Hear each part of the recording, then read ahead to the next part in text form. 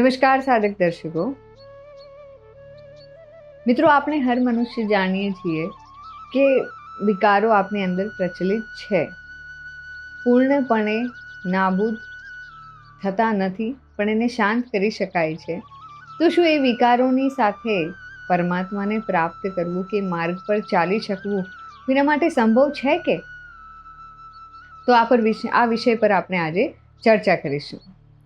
हरि ओम गुरुर्ब्रह्मा गुरुर्विष्णु गुरुर्देवो महेश्वरा गुरुः साक्षात् परब्रह्म तस्मै श्री आद्य परम सद्गुरुवे नमः. आद्य परम सद्गुरुवे नमः. आद्य परम सद्गुरुवे नमः. जय श्री दादाजी. મિત્રો, આ જગતમાં છે ને, આ વિકારોની વચ્ચે રહીને જ આપણે એ સુખની શોધ હરેક તત્વમાં શોધી, હરેક મટીરિયલ વર્લ્ડમાં શોધવાનો આપણે પ્રયાસ કર્યો કે ચલો ધન મળી જાય તો સુખ મળી જાય, બરાબર, પરિવાર મળશે તો સુખ મળશે. જેની પાસે જે નથી એની અપેક્ષામાં એ સુખ શોધવાનો પ્રયાસ કરે છે. અંતે એવું જ થયું ને કે જેની પાસે જે નથી એ વસ્તુનું એને દુઃખ છે, અને જેની પાસે જે છે અને છતાં પણ અમુક વસ્તુ નથી એનું એને દુઃખ છે. જે છે તેના તરફ ધ્યાન નથી, પણ જે નથી એની અપેક્ષામાં એ દુઃખ છે. પ્રતિષ્ઠાથી સુખ મળશે એવું લાગે કોઈ તો પ્રતિષ્ઠાની પાછળ ભાગે છે, પરંતુ એકવાર એ બધું જ પ્રાપ્ત કર્યા પછી પણ મનનો ખાલીપો એ રહી જ જાય છે. અને જ્યારે આ સત્ય સમજાય છે ને, ત્યારે જીવનમાં એક પાછો નવો પ્રશ્ન જન્મે છે કે આ સંસારનું જો સુખ કાયમી નથી તો પછી જીવનનો સાચો હેતુ શું? શું માત્ર જન્મીને જે રીત રિવાજોમાં આપણે જન્મતા ભેર આપણે એ બધા નિયોજનમાં લાગી જઈએ છીએ ને કે ચલો અમારે આ ભણવું છે. કદાચ બાળક જન્મવાનું હતું એ પહેલા એનો પરિવાર એના માટેના નિયોજન બનાવીને રાખતું હોય કે જન્મ છે તો એને આવું પહેરાવશું, અહીંયા ફરવા લઈ જશું, આવું ભણાવશું, એને આવું બનાવશું ને એનો સંસાર આવો હશે. હજુ તો એ જન્મવાનું છે. જન્મ્યા બાદ પણ શું માત્ર જન્મવું, ભણવું, કમાવવું, પરિવાર ઊભો કરવો અને એક દિવસ આ દુનિયા છોડીને ચાલે જવું, શું આટલું જ આ જીવન ચક્ર છે? આની વચમાં કંઈ જ નથી કે આ બધાની આગળ પણ કંઈક છે? આવા જ પ્રશ્નો માણસની અંદર આધ્યાત્મની શરૂઆત કરતા હોય છે. મિત્રો, આપણે છે ને આધ્યાત્મ શબ્દને બહુ જ એકદમ નાનો આંકી લીધો છે. આપણી એટલી સમજ નથી કે આપણે એ શબ્દની વિશાળતાને પણ સમજીએ. આધ્યાત્મ તો વિશાળ છે જ, જે સમસ્ત ચરાચર, સમસ્ત નિર્મિતિ, સમસ્ત જગત જે પરમાત્માએ બનાવ્યું છે એને આવરી લેતું હોય તે કેટલું વિશાળ છે. તો અહીં આ વાત છે ને બહુ ઊંડાણપૂર્વક સમજવાની જરૂર છે આપણને કે આધ્યાત્મને આપણે જેટલું નાનું આંકીએ છીએ ને, આધ્યાત્મ એટલું નાનું છે નથી. આધ્યાત્મ તેના કરતાં અસંખ્ય ઘણું વિશાળ છે. ઘણી વખત માણસ માને છે કે થોડો પાઠ કરી લઉં, થોડું ભજન કરી લીધું, મંદિરે 2-5 મિનિટ માથું ટેકી લીધું તો મારું આધ્યાત્મ પૂર્ણ થઈ જશે. પરંતુ આ સત્ય નથી. આધ્યાત્મનું માપન આ બધી ક્રિયાઓથી થતું જ નથી. કોઈ એ શબ્દ કોઈ પુસ્તકમાં સમાઈ શકે એવી વસ્તુ નથી કે કોઈ એક સંપ્રદાય પૂરતું સીમિત નથી. આધ્યાત્મ એ તો એક મહાસાગર છે. કારણ કે જે પરમાત્મામાંથી નિર્માણ થઈ, જે પરમાત્મામાંથી આ સમસ્ત નિર્મિતિ થઈ, જે પરમપિતા પરમાત્માના અંશ રૂપે આજે આત્મા અહીં બિરાજમાન છે, જેને આ ચલ અચલ સમસ્ત ચરાચર કણ કણમાં ભગવાન છે, કણ કણમાં પરમાત્મા છે, તે કણ કણનું નિર્માણ એમનામાંથી થયું છે. આપણે આકાશના શું એટલા દેખાતા તારા પણ ગણી શકીએ છીએ? એ પણ આપણે નથી ગણી શકતા. તો એની નિર્મિતિ કેટલી મોટી છે. એની નિર્મિતિ જ્યાં જ્યાં છે ત્યાં ત્યાં આધ્યાત્મ છે. સમુદ્રના કિનારે ઊભા રહીને માણસને જેટલું પાણી દેખાય છે ને, એના કરતાં અસંખ્ય ગણું પાણી તેની અંદર સમાયેલું હોય છે. તેવી જ રીતે આધ્યાત્મની પણ ઊંડાઈ આપણે સહેલાઈથી સમજી શકીએ એમાંનું નથી. એને ઊંડાણથી સમજાવી શકનાર એવી કોઈ મહાશક્તિ, એવી પરમ સદગુરુ શક્તિ આપણને જોઈએ કે જે આ ઊંડાણને, આની ગહનતાને સમજાવી શકે. અને એવા જ સદગુરુ અમને પ્રાપ્ત થયા, આદ્ય પરમ સદગુરુ સ્વામી શિવાનંદ દાદાજી, કે જેની કૃપા શક્તિથી આ વિષયને ક્યાંક ને ક્યાંક અનુભવથી સમજી શક્યા. ફક્ત વાંચીને નહીં મિત્રો, અનુભવથી સમજી શક્યા. જોજો હા, આધ્યાત્મને અનુભવવું એટલે શું? શું મતલબ થાય કે આપણે આધ્યાત્મને અનુભવી રહ્યા છીએ? એ આત્માના દર્શન કરવા, એ જ તો સૌથી મોટો અનુભવ છે. પ્રથમ પોતાના સત્યને જોઈ લેવું કે હું આ છું. આ આત્મતત્વ છે, એ આત્માની અંદર સમાયેલી અનંત ઉર્જાનો સ્ત્રોત જ હું છું. તો આધ્યાત્મ એટલું બધી એની વિશાળતાને સમજવા માટે શું કરવું પડે? એટલે આ વસ્તુ આપણે ધ્યાનમાં રાખવી જરૂરી છે. આવા બધા સવાલો જ્યારે જન્મ લે આપણી અંદર કે હું કોણ છું, આ જીવનનો ઉદ્દેશ્ય જ શું છે? ફક્ત આવી જન્મીને જીવન ખતમ થયું અને દેહ છોડીને જતા રહ્યા, જઈને પછી ક્યાં ગયા? એનું નિયોજન કેમ આપણે કરતા નથી? એનું પણ નિયોજન તો હોવું જોઈએ ને, કે જ્યાં સુધી આ મશીન આપણને આપેલું છે, જ્યાં સુધી આ સાધન, આ અનમોલ સાધન આપણી પાસે છે, ત્યાં સુધી જ એ પ્રાપ્તિ થઈ શકે છે કે પરમાત્મા સુધી જઈ શકાય છે. પછી તો આત્મા એકવાર આ શરીર છોડીને જતું રહ્યું પછી તો ના તો એ સ્પર્શ કરી શકે છે, ના તો એ કોઈને પોતાનું રૂપ બતાવી શકે છે, કે ના તો એ કોઈની સાથે વાત કરી શકે છે. તો જ્ઞાન કેવી રીતના પ્રાપ્ત કરશે? ચલો સમજી લો, જ્ઞાન પણ પ્રાપ્ત કરી લીધું એને, પણ એની પાસે જ્યાં સુધી એ સાધન નથી, તો ત્યાં સુધી એ એના લક્ષ્ય સુધી પહોંચશે કેવી રીતના? એટલે આ જે નર શરીરને એટલું અનમોલ કહેવામાં આવ્યું છે, એનું મહાત્મ્ય એ સમજાય ત્યાંથી આગળનો બધો જ માર્ગ ખુલે છે કે હું કોણ, તેનો જવાબ શોધવાનો પ્રયત્ન. આધ્યાત્મ એટલે જન્મ અને મૃત્યુના રહસ્યને સમજવાની યાત્રા. આધ્યાત્મ એટલે કર્મના નિયમને સમજવાની યાત્રા. આધ્યાત્મ એટલે પોતાની અંદર રહેલા કામ, ક્રોધ, લોભ, મોહ, મદ, મત્સર, અહંકાર, આ બધાને ઓળખીને તેના ઉપર વિજય મેળવવાની યાત્રા.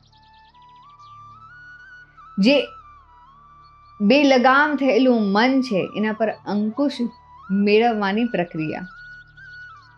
આધ્યાત્મ એટલે જીવાત્માથી લઈને પરમાત્મા સુધીની યાત્રા. એક વાત મિત્રો ગંભીરતાથી વિચારવા જેવી છે. હા, આપણે આખા જીવનનું આયોજન કરીએ છીએ, નાનપણથી જ વિચારીએ છીએ કે શું ભણવું છે, શું બનવું છે, કયો વ્યવસાય કરવો છે, કેવો પ્રકારનું ઘર બનાવવું છે, કેટલી કમાણી કરવી છે. આજથી કોઈને પ્રશ્ન પૂછવામાં આવે કે 5 વર્ષ પછી તમે પોતાની જાતને ક્યાં જોવો છો, 5 સેકન્ડ પછી આપણું શું થવાનું છે એ પણ આપણે કહી શકીએ એવા છીએ?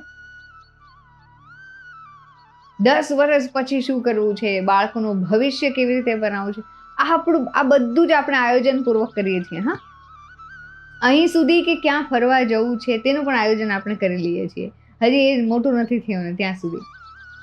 પરંતુ જે ઘટના નિશ્ચિત છે, જે એક દિવસ દરેકના જીવનમાં આવીને ઊભી રહેશે, એ ઘટના તો એના વિશે તો આપણે વિચાર નથી કરતા. એ ઘટના જ છે કે મૃત્યુ પછી શું થશે એનો વિચાર કેટલા લોકો કરે છે, કે મૃત્યુ પછી આપણે ક્યાં જવાનું છે, કે મૃત્યુ પછી આ આત્માની ગતિ શું થશે, કે સદગતિમાં જશે કે અધોગતિમાં જશે, અને એ અધોગતિમાં ન જાય એના માટે શું કરવું, કર્મોનું ફળ આપણને કેવી રીતના મળશે, મોક્ષ તરફ આગળ કેવી રીતના વધીશું, કે આ જન્મ મરણના ફેરામાંથી, આ ચક્રમાંથી આપણે બહાર આવીએ. શું આનું કોઈ પણ પ્રકારનું નિયોજન આપણે કરીએ છીએ કે? આવા મહત્વપૂર્ણ પ્રશ્નો વિશે છે ને મિત્રો, આપણે બહુ ઓછા વિચાર કરીએ છીએ. પણ મને કહેતા એટલો આનંદ થાય છે કે દાદાજી પરિવારના મેં 4થા ધોરણમાં ભણતા બાળકોને પણ જોયા છે કે જેની દિનચર્યામાં ધ્યાન માટેનો સમય રાખેલો છે.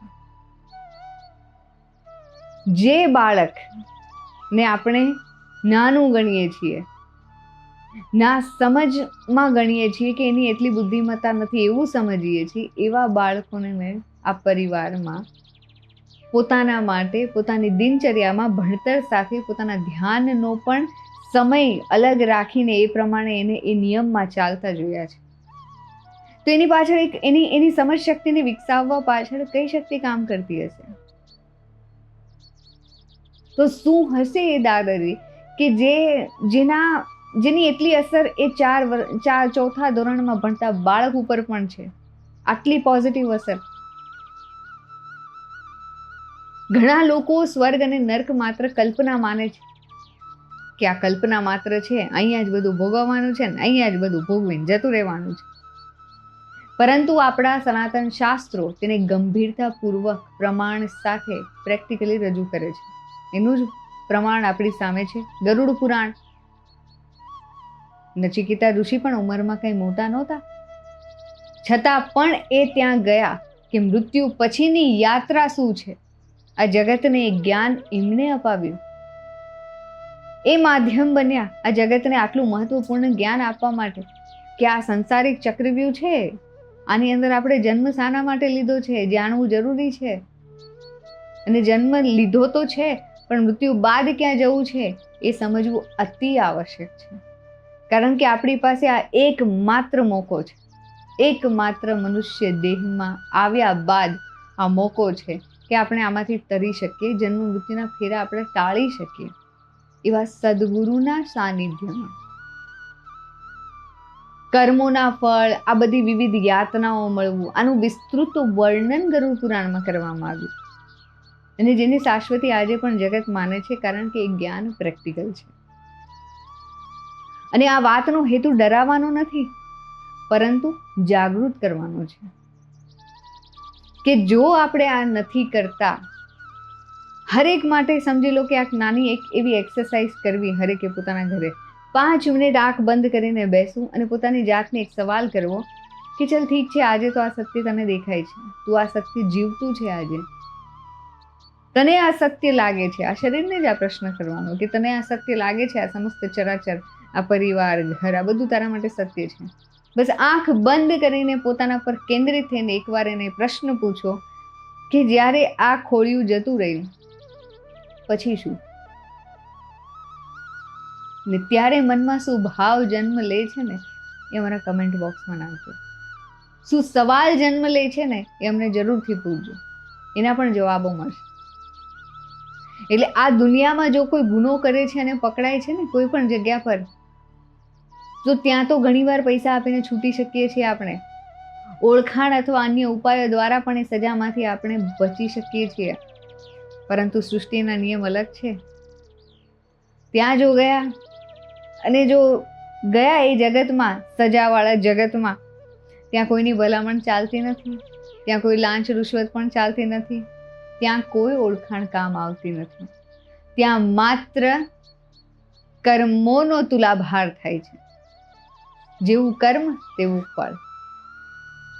ત્યાં જે કર્મોનો તુલાભાર થાય છે ને મિત્રો, એમાં જેવું કર્મ તેવું ફળ. અને આ નિયમ અચલ છે, એ અવિરત કાર્ય કરે છે બિના કોઈ અન્યાય કરે. એટલે એ પ્રશ્ન એ નથી કે સ્વર્ગ છે કે નર્ક છે, પ્રશ્ન એ છે કે જો મૃત્યુ પછીની યાત્રા સત્ય છે તો શું આપણે તેના માટે તૈયાર છીએ? આપણે જીવનભર એ સંપત્તિ ભેગી કરીએ છીએ, પરંતુ આત્માની યાત્રા માટે આપણે શું ભેગું કર્યું?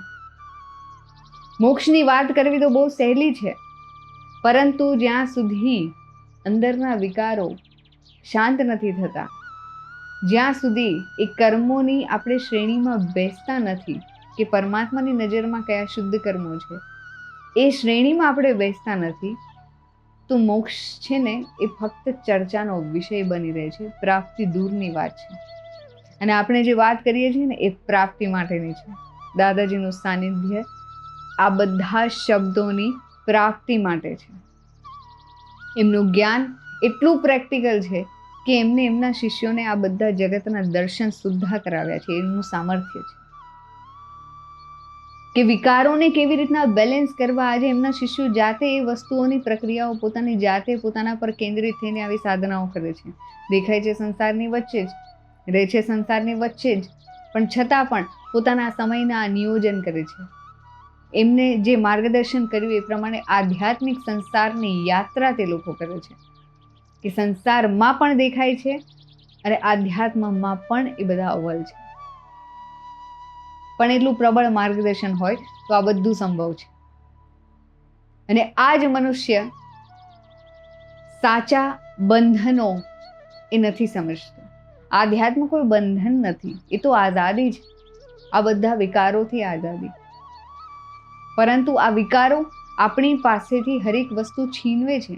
ક્રોધ શાંતિ છીનવી લે છે, અહંકાર સત્યને ઢાંકી દે છે, લોભ સંતોષને સમાપ્ત કરી દે છે, મત્સર હંમેશા અંદરથી માણસને અશાંત રાખે છે અને આસક્તિથી મનુષ્યને માત્ર ને માત્ર આ સંસારના બંધનોમાં બંધાતો જાય છે અને પોતાનું જે મૂળ સ્વરૂપ છે એ ભૂલી જાય છે. આથી જ આપણા સંતોએ મહંતોએ જેટલા બી આધ્યાત્મની યાત્રામાં આપણી પાસે ઇતિહાસના એ બધા સ્વરૂપો થઈ ગયા, એને ફક્ત એક જ પ્રયાસ કર્યો કે વિકારો પર વિજય મેળવવાની પ્રયાસ. એના વિના આધ્યાત્મિક પ્રગતિ સંભવ નથી. અને દાદાજી મહારાજનું તો એમનું તો સામર્થ્ય કંઈક અલગ જ છે. માલિક છે વિશ્વના, એની તાકાત છે શિષ્યને આસાનીથી આ બધા પડાવો પાર કરાવવાની. કલિયુગમાં નામ સ્મરણનું વિશેષ મહત્વ છે. જ્યારે મનુષ્ય અખંડ ભગવાનનું નામ સ્મરણ કરે છે ત્યારે ધીમે ધીમે ધીમે એની મનની સ્થિતિ બદલવા લાગે છે, શાંત થવા લાગે છે. જે મન સંસાર તરફ જ ભાગતું હતું તે પરમાત્મા તરફ ભાગવા લાગે છે. સાધના ધીરજ માંગે છે, શ્રદ્ધા માંગે છે, સમર્પણ માંગે છે. અને આપણે તો હરેક આ જગતમાં સંસારની હરેક વસ્તુઓમાં બટાયેલા છીએ. પરમાત્મા માટે કેટલો સમય છે આપણી પાસે? ફક્ત 2 મિનિટ દિવસમાં, 5 મિનિટ. તો એટલામાં મુક્તિ કેવી રીતના મળે? અને આ યાત્રામાં પરમ સદગુરુનું સ્થાન અત્યંત મહત્વનું છે.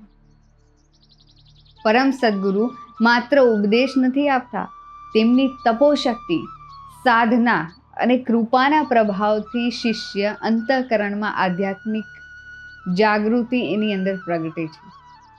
એની દૃષ્ટિ પડવા માત્રથી એના અંદર એ આધ્યાત્મ તરફ વળવાની ભૂખ જાગી જાય છે. એટલે એની અંદર એની તપોશક્તિમાં તાકાત છે. શિષ્ય સાધના કરે છે, નામ સ્મરણ કરે છે, પ્રયત્ન કરે છે, પરંતુ તેની આધ્યાત્મિક પ્રગતિમાં પરમ સદગુરુની તપોશક્તિ અને કૃપા પણ એનો પણ વિશેષ ફાળો હોય છે. એના વિના એ માર્ગમાં આગળ વધી શકવું એના માટે સંભવ નથી. પરમ સદગુરુના માર્ગદર્શન હેઠળ જ ધીમે ધીમે અજ્ઞાનના પડદા દૂર થાય છે. પછી જ મનુષ્ય સમજવા લાગે છે કે તે માત્ર શરીર નથી, તે સ્વયં એ પરમાત્માનો અખૂટ ઉર્જાના સ્ત્રોતનો એ અખૂટ અંશ છે. એટલે જ્યારે શિષ્ય એ સત્ય પામી જાય છે ને, એનું પોતાનું મૂળ સ્વરૂપ, મૂળ એના દર્શન, એની આત્માના દર્શન એ પામી જાય છે ને, ત્યારે આ જે નાશવંત જગત છે ને એની પાછળની એની દોડ વ્યવસ્થિત રીતે થઈ જાય છે, પૂરી થઈ જાય છે એવું નહીં કહું, કારણ કે એ પણ આધ્યાત્મિક સંસાર કરે છે, એના કર્તવ્ય પૂર્ણ કરે છે. પણ જે વસ્તુઓ મેળવવા માટે આપણી અંદર આપણે કંઈ પણ કરી છૂટવા તૈયાર હતા, એ બધા વિકારો શાંત થાય છે. પરિવાર અહીં રહી જશે, સંપત્તિ અહીં રહી જશે, શરીર પણ અહીં રહી જશે, પરંતુ આત્માની જે યાત્રા છે એ તો ચાલુ જ રહેશે. કારણ કે આત્મા તો પહેલા પણ હતું, અત્યારે પણ છે અને આગળ પણ રહેશે, અનંત સુધી રહેશે. પરંતુ એની સાથે જશે માત્ર એ શરીરના કર્મ, એના સંસ્કાર અને માત્ર એ સાધના.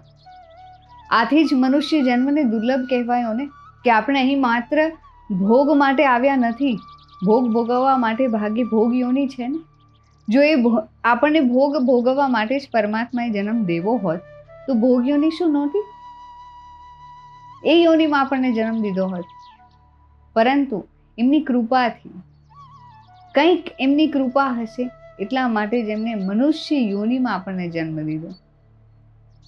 તો એ જન્મને આપણે વેડફવો કે એને યોગ્ય દિશામાં આ શરીરને વાપરવું એ પણ જરૂરી વિષય છે. એના પર પણ આપણે વિચાર કરવો આવશ્યક છે ને, કે આપણે આપણા આત્મકલ્યાણ માટે અહીંયા આવ્યા છીએ, માત્ર સંસાર વધારવા માટે નહીં, પરમાત્માની પ્રાપ્તિ માટે આવ્યા છીએ, મોક્ષની દિશામાં આગળ વધવા માટે આવ્યા છીએ.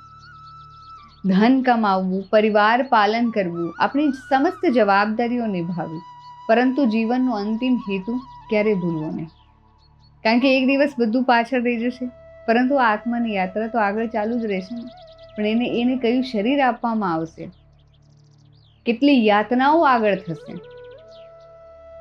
એ હરેક યાતનાઓમાંથી એને પસાર થવું કે ફક્ત આ મનુષ્ય જન્મમાં આવીને એવા સદગુરુનું સાનિધ્ય પ્રાપ્ત કરીને છૂટી જવું, એ એના હાથમાં છે. એની સત્સંગ વિવેક બુદ્ધિ ઉપર નિર્ભર કરે છે.